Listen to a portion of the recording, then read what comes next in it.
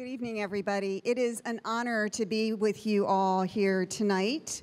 I remember the energy in the room 2 years ago. It was a lively evening full of bright ideas. I have to say, we still have an F up there, but it's a different F, and it's a better background for me. So thank you for changing the title of the speech tonight.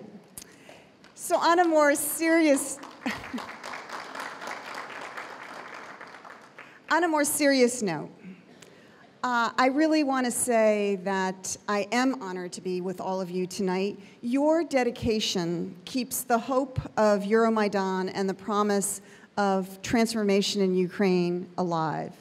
And you've got so much to be proud of. You've pushed Ukraine to accomplish more reform in the last 4 years than in the previous 2 decades.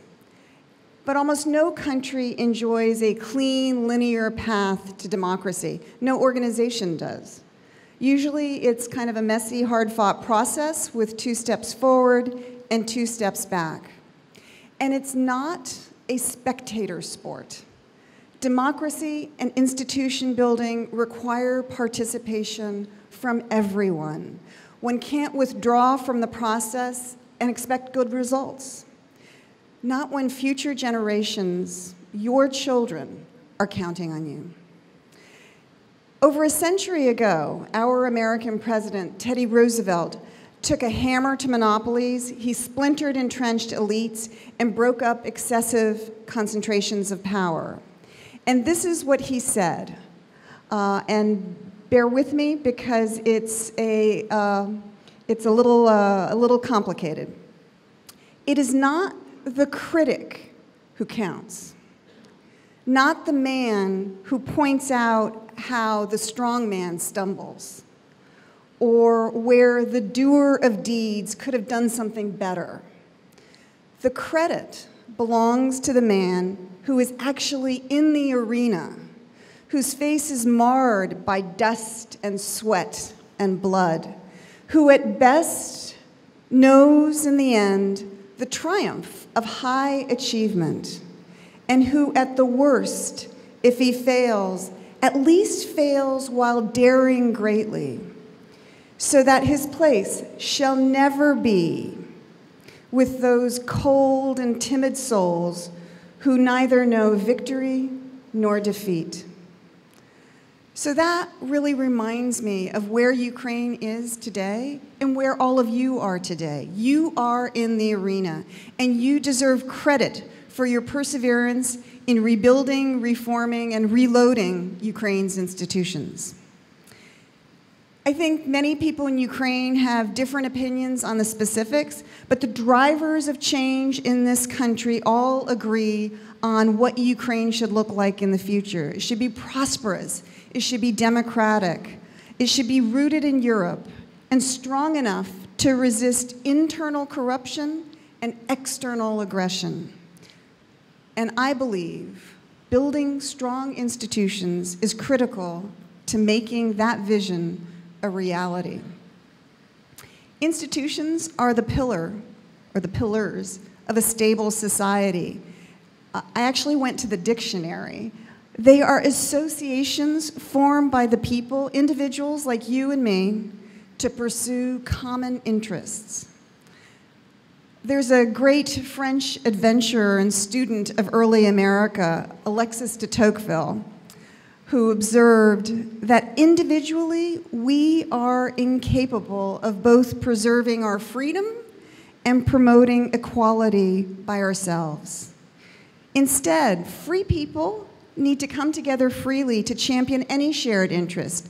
It could be in business, it could be in the arts. When we think about government, we think about the branches of government. We think about the executive system. We think about the legislative system. We think about the court system that promotes equal justice for all.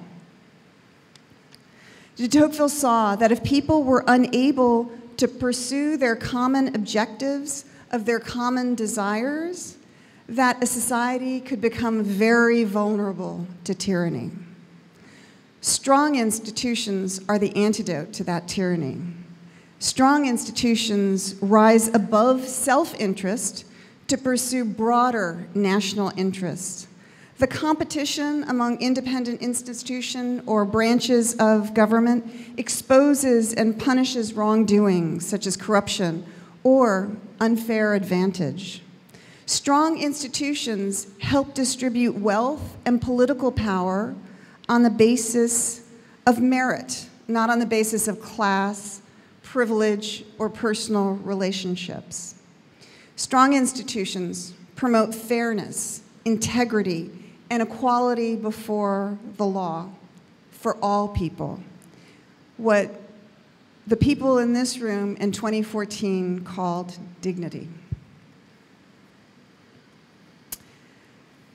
When these institutions are successful, they create an enduring system that outlasts any one individual. That is the best definition of an institution, a legacy based on principle, based on common objectives, passed from one generation to the next, that rises above the interests or even the life of any one person and serves the greater good. And tonight, that is what all of you are doing. You have the chance to cement the gains that Ukraine has made and pave the way for further transformation. And now is really when Ukraine most needs all of its citizens in the arena, as President Roosevelt would have said, fighting for justice, giving momentum to the fight against corruption, creating the change that the Ukrainian people demonstrated for in 2014 and continue to expect. Strong institutions channel this demand in a constructive, creative, and productive way, putting the governed, the people, above the governors. Our greatest American president, Abe Lincoln, called that government of the people, by the people, and for the people. And here again, I think that in Ukraine, that's called dignity. It's important for Ukraine to reboot and rebuild Ukraine's vital institutions and make the promise of the Maidan a reality. Tonight, I've quoted an American, and in closing, I'd like to end with some lines from your extraordinary poet, Serhij Zhadan. So bear with me on this, because I'm going to try to do it in Ukrainian. Politika це дали жити в своїй країні, любити її такою, якою вона є насправді. Політика – це знаходити слова важкі, єдині, і лагодити все життя небеса несправні. So I want to thank you.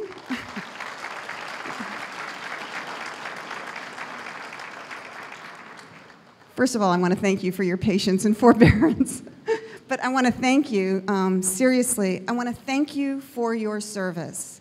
I'm sure many of you have heard Americans say that to soldiers in the field, to foreign service diplomats like myself, when congressional members come or the American people come to the embassy, they thank us for our service. So I want to thank you for your service. I want to thank you for your future service to Ukraine and for the Ukrainian people. Thank you. Slava Ukraini.